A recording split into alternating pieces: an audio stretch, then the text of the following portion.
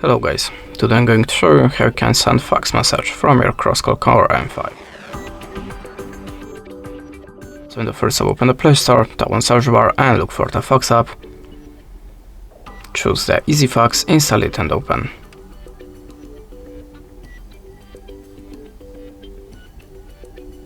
Now add permissions to the files, and after that restart your application to show the free credits banner if you want to send your message for free. Now if you need to get the credits, just tap on this button and that's it. Okay, now click on the plus and choose source of document, like something from the gallery. Any picture. Select it and tap on the import. Now you can add this shape to the document or the picture and tap on the arrow icon. Then choose the filter for photo to make it more visible.